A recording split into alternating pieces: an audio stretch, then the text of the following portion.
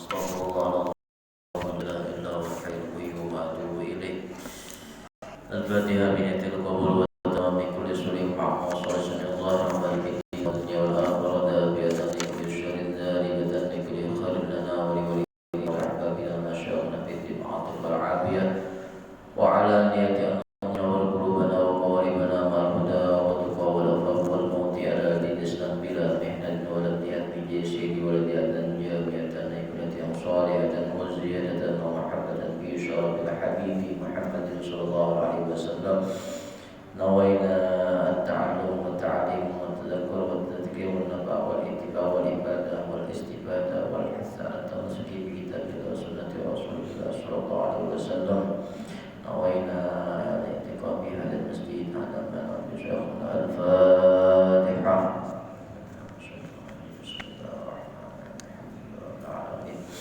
Ar-Rahmanir-Rahim Maliki yaumiddin iyyaka na'budu wa iyyaka nasta'in ihdinas siratal mustaqim siratal ladzina an'amta 'alaihim. A'udzu billahi minasy syaithanir rajim. Bismillahirrahmanirrahim. Alhamdulillahi rabbil alamin wassalatu wassalamu ala asyrafil anbiya'i wal mursalin Sayyidina wa maulana Muhammadin wa ala alihi wa ashabihi ajmain. Amma ba'du. Subhanaka la ilma lana illa ma 'allamtana innaka antal alimul hakim. Tub 'alaina innaka antat tawwabur rahim. Wahdina wa waffiqna ila siratikal mustaqim wa'afina wa'fu anna wa la hawla wa la quwwata illa billahil 'aliyyil 'azim al-'azizil 'alim. Adada kulli harfin kutiba wa yuktabu abadal abidin wa dahrad dahirin. Radiyallahu anna wa ankum wa an jami'il muslimin. Faqala al-musannif rahimahullahu ta'ala wa nafa'ana bihi wa bi jami'i ulumihi fid dharain amin. Wal maqalatu salisatu asyrah, dan nasihat yang selanjutnya dari yang ke-13, bagian yang ke-13. An Abdullah bin Mas'ud radhiyallahu anhu qala arba'atun min zulmatil qalbi. Dari Abdullah bin Mas'ud radhiyallahu anhu berkata, ujar Abdullah bin Mas'ud, ada empat perkara yang termasuk menjadi gelapnya hati. Jarsidin, ada empat perkara yang membuat hati itu gelap kada terang. Pertama, batnun syab'anun min ghairi mubalatin, parut yang kenyang tanpa ada peduli. Kedua, wasuhbatuz zalimin, bakawan lawan orang yang zalim. Yang ketiga, wanisyanuz dzunubil madiyah, melupakan dosa-dosa yang terdahulu. Yang keempat, watulul amali, panjang angan-angan. Alhamdulillah, sama-sama kita mengucapkan puji syukur kehadirat Allah Subhanahu wa taala atas segala limpahan rahmat dan karunia-Nya serta hidayahnya. Kita semua sama-sama dapat melaksanakan sholat subuh berjamaah di tempat yang mulia ini, di masjid yang begitu mulia ini. Mudah-mudahan Allah Subhanahu wa taala selalu membimbing kita dan memberikan kesehatan kepada kita semua, sehat walafiat, agar selalu bisa melaksanakan istiqomah beribadah kepada Allah Subhanahu wa taala, dimudahkan segala urusan kita, urusan dunia dan akhirat, serta dimatikan dalam keadaan husnul khatimah. Amin ya rabbal alamin. Ujar Abdullah bin Mas'ud, ada empat perkara yang membuat hati itu gelap. hati kada tarang. Mun hati kada tarang berarti hidayah itu kada mau masuk. Hidayah itu ngalih masuknya ke dalam hati. Mun hidayah ngalih masuk ke dalam hati, yang sesuatu apapun diberikan kepada dia itu kada bermanfaat. Hati menjadi sombong. Hati menjadi sombong. Apa penyebabnya yang membuat hati tadi sombong dan gelap? Karena masuk hidayah. Apa sebabnya? Ujar Sidin, pertama, batnun syab'anun min ghairi mubalatin. Parut yang kenyang kada memperdulikan orang lain. Artinya gak sendirinya aja. Sepiring jubung, ya kan? Jubung sudah, itu bertambah pulang. Jubung pulang, bertambah pulang. Disebutkan bertambah itu boleh, tapi sekali aja, jangan sampai menjadi 3 kali bertambah. Kenapa? Karena itu membuat kita mudarat kepada dirinya sendiri. Mudarat kepada dirinya sendiri. Pertama, kalau mudarat kepada diri sendiri, pertama apa? Malas untuk beribadah, ngalih untuk beribadah. Kenapa? Kekanyangan. Satu hal contoh recak kepada kita, bilanya bulan puasa, kita sebelum bayang maghrib buka puasa, ayo bahan tangan, kambing, buntut, sebuntut, undang galang, macam-macam yang oleh hadapan. Antuk bertahan terus, timbul apa? Yang kanyangnya lagi. Makanya orang komat kadang lagi kita berdiri. Kenapa? Karena kekanyangan. Dipaksa di bawah sembahyang. Waktu kanyang tadi dipaksa di bawah sembahyang. Apa akhirnya? Parut ini kan belum bergerak bujur, makanan tadi itu belum sampai ke dalam ucus bujur, apalagi nasinya memproses. Ketika kita sembahyang ada waktu ruku, ada waktu sujud, ya nonton muntah. Kenapa? Kekanyangan. Kekanyangan. Suku-suku itu muntah. Musiano atas keluar, bawah keluar. Atas keluar, bawah keluar. Sehingga nampak memberikan mudarat kepada dirinya sendiri. Oleh karenanya bagus juga orang berbuka puasa itulah dihidangkan tuh cukup yang manis-manis saja dulu. Apa? Kurma, wadai, kemudian minuman setruk, teh, sudah selesai. Bayang dulu, habis bayang anyar makan. Anyar makan, beruntung makan, anyar bayang pulang. Yang bisa. Kenapa? Itu supaya memberikan kita kadang malas untuk beribadah tadi. Kalau seandainya hendak makan juga paling sedikit, ya kan, paling sedikit supaya menambahkan kekuatan bagi kita untuk kawal beribadah, beribadah di sini. Sebab kalau kita kekanyangan, pertama apa? Malas ibadah, ngalih bergerak, sehingga pulang hati tertutup untuk melaksanakan ibadah tadi di sini. Inilah yang menyebabkan hati itu menjadi gelap. Yang kedua, yang membuat hati menjadi gelap ialah wasuhbatuz zalimin. Bakawan lawan orang yang zalim. Bakawan lawan orang yang kada baik. Orang yang perbuatannya itu membuat Allah murka, zalim. Seorang kada berbuat zalim, tapi tak empat juga masuk bagian yang zalim tadi. Takawan maling, 4 maling juga. Takawan perampok, 4 juga perampok. Takawan lawan orang yang korupsi, 4 juga korupsi. Padahal kada, cuma tak gabung di situ.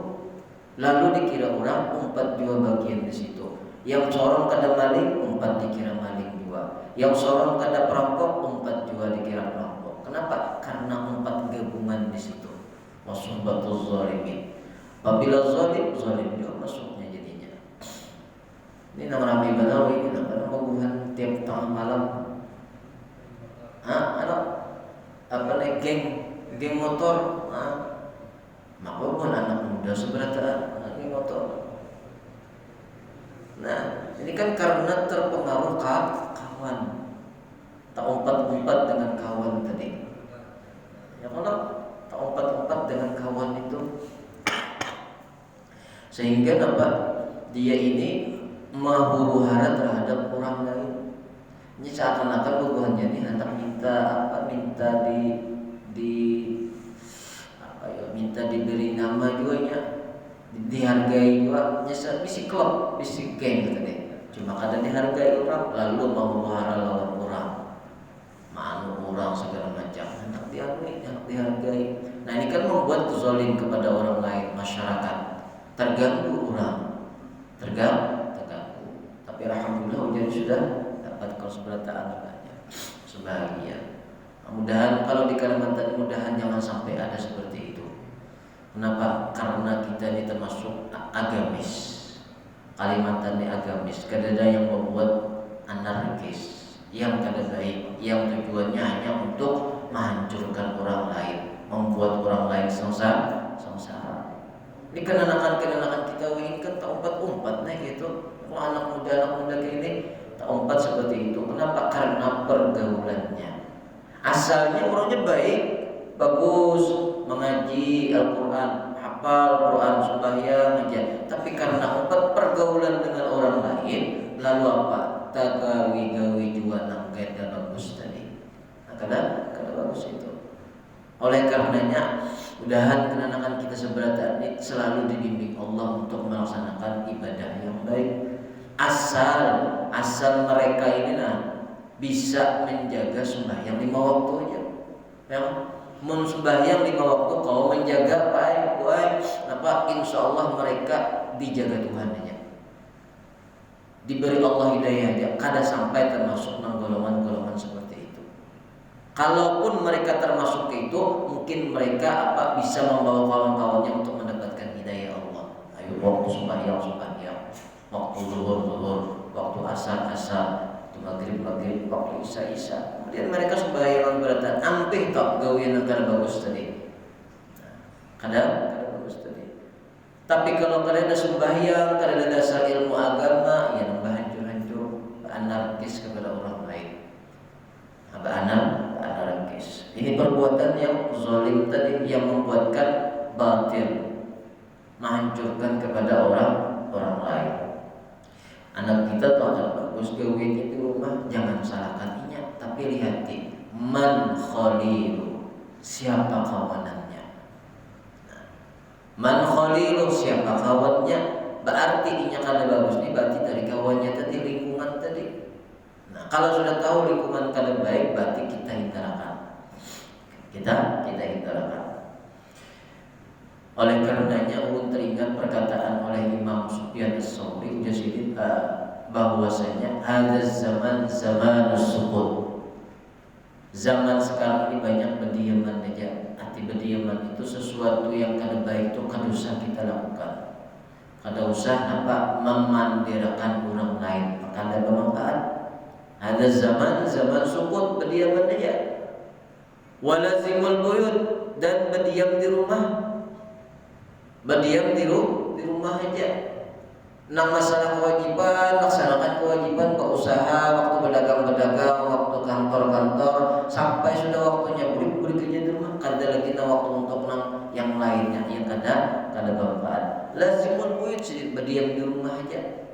Kewajiban sudah dilaksanakan, habis sudah kewajiban beri ke rumah. Nah, lakukan apa yang ada di rumah. Uzlah zahiriyah, uzlah batiniyah. Menjauhi orang secara zahir, menjauhi orang secara batin, yaitu mendekati kepada Allah. Napa kita gawe? Perbanyak baca sholawat aja lagi. Baca sholawat, baca istighfar, baca Al-Quran. Ya kan? Ibadah kepada Allah. Di zaman sekarang, ya sidin, di zaman situ waktu itu di zaman Imam Sufyan Ats-Tsauri itu disuruh memperbanyak berdiam di rumah aja. Kenapa? Karena banyaknya fitnah. Apalagi di zaman kita nih, kada bermanfaat, kada usah. Tapi kalau bermanfaat, laksanakan kepada orang lain sendiri. Oleh karenanya kebanyakan kezaliman tadi adalah sesuatu yang kadang memanfaat lalu menyebar kepada orang lain. Nah, yang ketiga di sini wanisyanuz dzunub, melupakan dosa al-madiyah yang terdahulu. Bi ayyakula minha anha min ghairi nadmin, dengan melupakan dan melalaikan daripada dosa tersebut tanpa ada penyesalan. Gawian-gawian nang maksiat dahulu kita lupakan, ingat lagi lawan dosa-dosa terdahulu, maka ini memperbanyak dosa yang akan datang. Dia melakukan itu secara onar tanpa peduli bahwa gawian dahulunya belum sempat bertaubat, belum sempat melakukan istighfar kepada Allah Subhanahu wa taala, sudah melakukan dosa yang lain. Nah, inilah melakukan dosa yang lain ini membuat dia itu hati gelap. Hati gelap. Kalau hati sudah gelap, datang dari mana pandangan Allah taala? Sebab nazarah Allah, pandangan Tuhan itu letaknya di hati. Di hati kita. Oleh karenanya dari guru-guru itu memberikan amalan agar kita selalu membaca Alam Nashrah. Ya, tuntung sembahyang kita baca Assalamualaikum warahmatullahi wabarakatuh. Tangan ke sini loh. Sini. Bismillahirrahmanirrahim. Allahumma adhab anni al-hamma wal hazan. Sampai di dada sudah baca doa tadi, lalu baca Alam Nashrah. Alam Nashrah laka sadrak wa wada'na anka wizrak alladhi anqadha dhahrak wa rafa'na laka dhikrak fa innamal usri yusra fa idza faragta fansab wa ila rabbika farghab. Allahumma hdi qalbi, ya Allah berikanlah petunjuk kepada hatiku. Supaya Pak hati kita kada gelap. Nang biasa kita bersifat kada baik dirubah Allah menjadi baik. Nang biasa kita ni sifat pemarah lawan orang lain dirubah Allah menjadi apa? Orang lembut. Nang biasa kita ni bersifat orang yang kada pemurah menjadi pemurah. Berkat hidayah Allah datang kepada kita. Alam Nashrah. Ya Tuhan. Alam Nashrah laka sadrak. Bukankah sudah aku bersihkan dada? Hati sudah dibersihkan kapan? Ketika kita sembahyang tadi. Tuntung sembahyang kan kita hati sudah dibersihkan Allah. Tuntung sembahyang hati menjadi bersih. Mau sudah bersih, maka nampak hidayah turun kepada kita, datang kepada kita semua. Wa wada'na anka wizrak, dan aku letakkan jatuhan kepada engkau sesuatu yang baik-baik saja. Yang kada baik sudah diambil.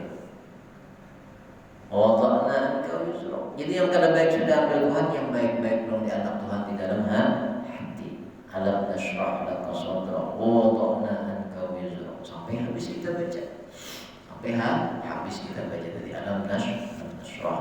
Kalau kita membacanya itu alhamdulillah, setiap tuntung sembahyang itu menjaga kawan cukup dari itu. Bismillahirrahmanirrahim. La ilaha illallah. Allahumma adhab anni al-hamma wal hazan. Nah, itu untuk tuntung sembahyang dan tuntung selesai sembahyang di kepala kita, dari kepala sampai ke dada. Terlibat dibaca. Maka kalau sudah selesai baca itu, insya Allah Allah memberikan hidayah kepada kita, menerangi kepada hati kita subhanahu wa ta'ala. Sebab hati ini adalah pandangan Allah. Allah memandang kepada hati kita. Inna Allah la yanzuru ila ajsamikum. Allah kadang memandang kepada tubuh kalian, jasmani kalian. Wala aswarikum, kadang memandang bentuk fisik kalian. Wala a'malikum, dan kadang memandang perbuatan kalian, amal kalian. Walakin yanzuru ila qulubikum, tapi Allah memandang kepada hati. Allah memandang kepada hati. Mun amalnya kada baik tapi sempat beribadah bertaubat kepada Tuhan, Allah mengampuni, hidayah datang. Amun amalnya baik, tapi di dalam hatinya kadang-kadang istiqomah, kadang-kadang kada. Amal baik aja, amal aja, tapi kada istiqomah. Maka ketika dia beramal tadi, Allah berikan hidayah, insya Allah menjadi istiqomah. Sebab hati yang dipandang Tuhan, Tuhan ini beramal ibadah aja, cuma lantarannya kada istiqomah, lalu diberi Allah istiqomah di dalam hatinya untuk melakukan perbuatan amaliyah tadi. Nah, itu berkat daripada alam nasrah itu. Alam nasrah. Kemudian yang keempat yang membuat hati gelap ialah tulul amal, panjang angan-angan, panjang hayalan, mahayal. Dan paling nyaman mahayalnya ialah ketika kita di dalam WC. Dalam WC ya Allah, umut itu banyak hayalan. Ini rumah ini belum tutup, ini kena diganung sini, ini anukan di atas sini kena panjangnya lagi ke atas tinggi. Itu nyaman banget mahayal waktu di WC. Mahayal angan-angannya tadi. Kemudian ini rumah ini kena hendak dibagusiannya, lampunya segala macam. Nang dihayalkan duitnya kan ada, duitnya kan ada. Sampai bertutung mahayal, tutung juga, katanya di WC tadi bebasuh lagi sudah. Kenapa? Karena di WC itu banyak yang mengganggu kita. Was-wasannya kita. Lah kasih JBS panjangin lagi hayalannya. Wah, ini nyaman bagus lagi di sini tempatnya. Terus aja. Ada yang sampai sampung puting. Ya lo, habis sudah seperti sebelah. Habis sebilah sambung pulang. Kenapa? Belum tuntung lagi hayalannya. Rumah tadi nang sebukuan belum tuntung lagi. Nang sebelah aja hanya dahayalakan, sebelahnya belum lagi. Nah sebelahnya menyambung puting pulang rokok. Sebuting-puting pulang rokok pulang. Jadi habis 2 bilah dalam WC tuntung hayalan rumah tadi. Sampai keluar dapat duitnya kan ada nang dihayalakan tadi, nang diantang-angan. Nah, ini kenapa? Tulul amal, panjang angan-angan, panjang hayalan. Itu yang dilarang oleh para ulama. Kenapa? Orang yang panjang hayalan tadi itu membuktikan bahwa ianya ini masih ketuju dengan hal-hal yang berbau dunia. Berbau dunia. Apalagi bahas istilah beliau sampai membawa rokoknya sebungkusan di dalam kantong untuk WC ya. Genda orang hadangnya di luar kesakitan parut. Hadang dulu belum tuntung ya, dikira belum tuntung ininya. Soalnya belum tuntung hayalannya lagi. Belum tuntung hayalannya tadi mahayal panjang-panjang. Nah, ini dilarang oleh Nabi Shallallahu Alaihi Wasallam. Kalau hendak mahayal yang bagus-bagus juga, yang angan-angan membuat kita menjadi baik, menjadi kita lebih baik. Dan hayalan yang lebih baik itu ialah menghayalkan wajahnya Nabi Muhammad Shallallahu Alaihi Wasallam. Hayalan yang lebih baik, angan-angan yang lebih baik ialah mengangan-angankan, menghayalkan wajah Nabi Muhammad Shallallahu Alaihi Wasallam. Nah, itu yang lebih baik daripada menghayal yang lainnya. Nah, kayak apa caranya? Ya sambil kita membaca sholawat, kadang-kadang sampai menghayal, mengangan-angankan bertemu dengan Nabi Muhammad Shallallahu Alaihi Wasallam. Lamunan yang paling baik ialah melamunkan Nabi Muhammad Shallallahu Alaihi Wasallam. Sambil duduk salaman umat kopi dihiga melamunkan Rasulullah itu ada di hadapan kita. Menghayalkan aja. Tapi dengan harapan mudahan bisa tertamu lawan Nabi Muhammad Shallallahu Alaihi Wasallam. Itu hayat yang lebih baik. Jadi kalau kita hendak mahayal yang kadang alang-alang lagi siapa bertemu dengan Nabi Muhammad Shallallahu Alaihi Wasallam. Wa huwa tarakkubu ma yastab'adu husuluh. Dia itu adalah orang yang panjang angan-angan tadi itu membuat dia jauh daripada apa yang dihasilkannya. Orang berangan-angan tadi itu kan tentu dapat yang diangan-angankannya. Wa arba'u min nuril qalbi, 4 perkara yang membuat hati terang. 4 perkara yang membuat hati terang. Pertama, batnun jai'un min hadar, parut yang kanyang daripada makan makanan. Parut yang kosong daripada makan makanan. Kalau tadi parut yang membuat hati gelap, maka untuk terang parut yang kosong. Dan sampai parut ini berisi penuh.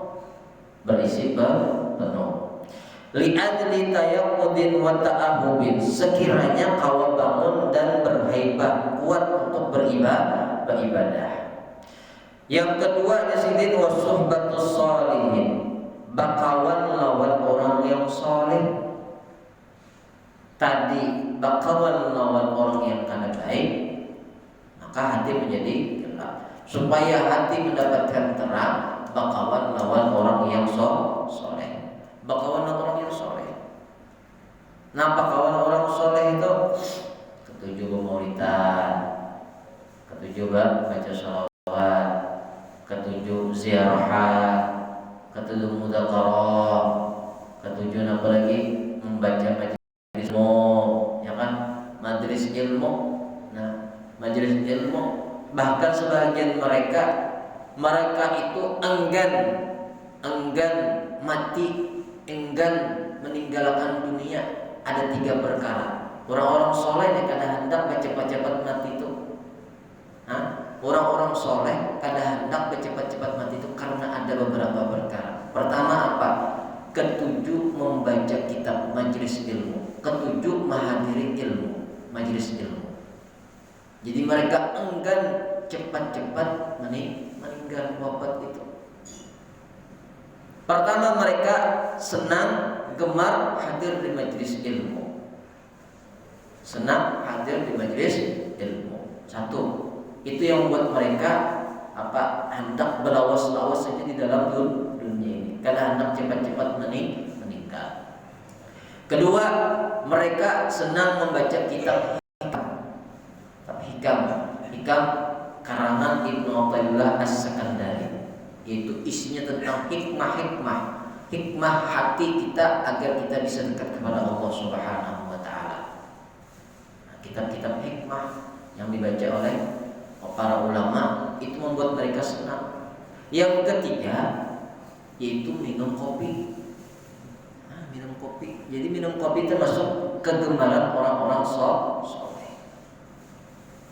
Jadi mereka karena 3 perkara inilah mereka kadang hendak cepat-cepat meninggal. Kenapa? Karena ini membuat takarrub, dekat lawan Allah Ta'ala.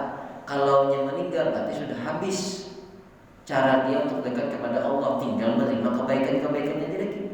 Nah, mereka kadang hendak cepat meninggal itu supaya dekat terus parah terus dengan Allah. Apa yang mereka lakukan? Pertama ialah senang hadir di majelis ta'lim, senang hadir di majelis ilmu.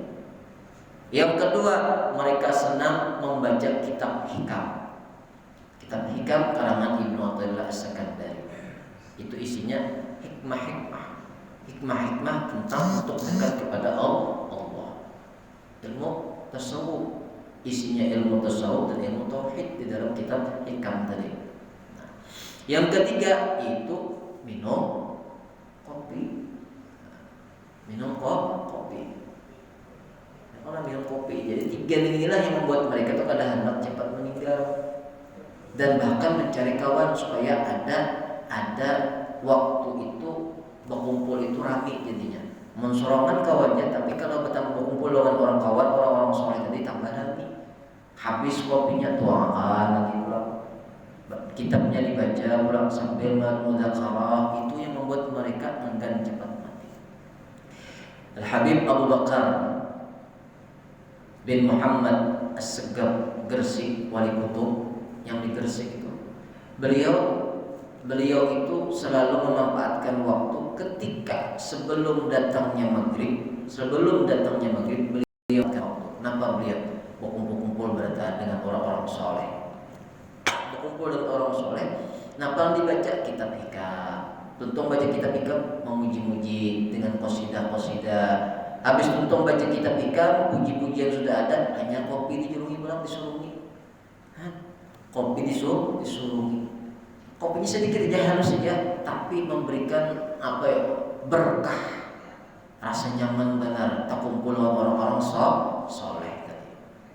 Bemakanan kada cuma secangkir kopi, tapi hati lega. Kenapa? Ilmu dapat, hikmah dapat, parut juga nyaman minum kopi tadi. Nah itulah yang selalu dilakukan oleh Abu Bakar bin Muhammad As-Segaf Gresik Wali Kutub. Sehingga murid-muridnya pun empat jua. Termasuk diantaranya Habib Abu Bakar bin Muhsin As-Segaf Bangil. Jadi Habib Abu Bakar bin Muhsin As-Segaf Bangil itu beliau membuka rohah setiap pagi itu, membuka pengajian rohah. Rohah itu artinya satu mat aja. Rohah satu mat aja bacaan pengajiannya. Itu membaca kitab Ihya Ulumuddin. Tapi kitabnya itu kadanya membaca seorang saja kita, tapi membaca sebentar uliring kuman. Nah, tunggal kuman baca. Bisa kena gilirannya harus baca. Bisa bila kena gilirannya harus baca. Nah itu kumpul di situ. Tapi alhamdulillah kan bisa baca tadi menjadi bisa.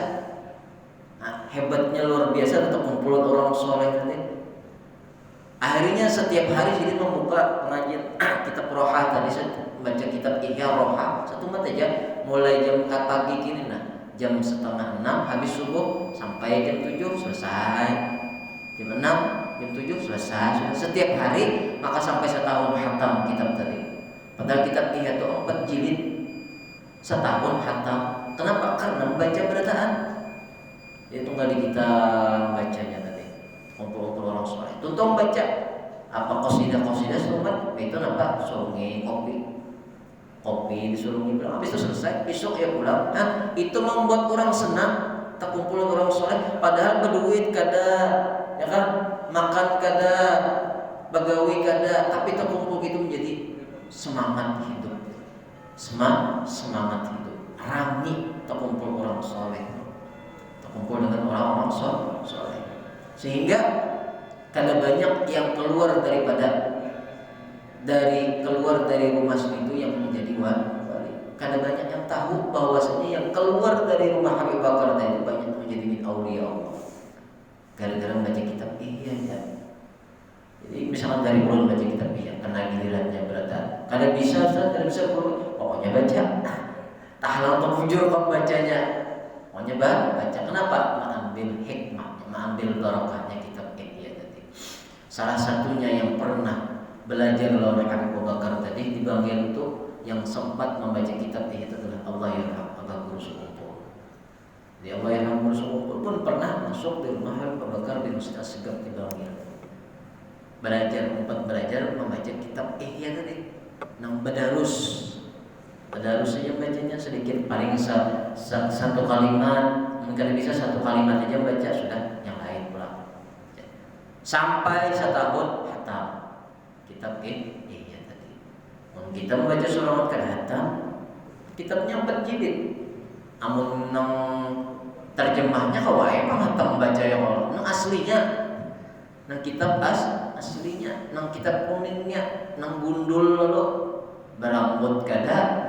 Menyambut kada ya Allah. Nah, itu kitab Ihya tadi 4 jilid setahun hatam. Subhanallah. Itu nampak berkat nambah ngumpul orang soleh tadi. Rame. Itulah yang membuat mereka enggan mati itu kena aja dulu. Kena aja dulu. Mati memang pasti datangnya, cuma minta diundurkan, jangan dimatikan sampai bujur-bujur dapat hikmah daripada berkumpul orang soleh tadi. Napa berkumpulnya? Senang hadir di majelis taklim. Kedua, senang membaca kitab hikam. Ketiga, nampak senang berkumpul-kumpul itu sambil minum kopi. Nah, minum kopi tadi. Nah, hikmahnya kopi itu kan luar biasa. Orang yang minum kopi, selama rasa kopi ada di tenggorokan, selama itu juga malaikat memintakan ampun. Selama rasa kopi ada di tenggorokan, selama itu juga malaikat memintakan ampun. Mulai dari pengajian kita tuh ada kopi minum terus sampai selesai pengajian. Selama itu kita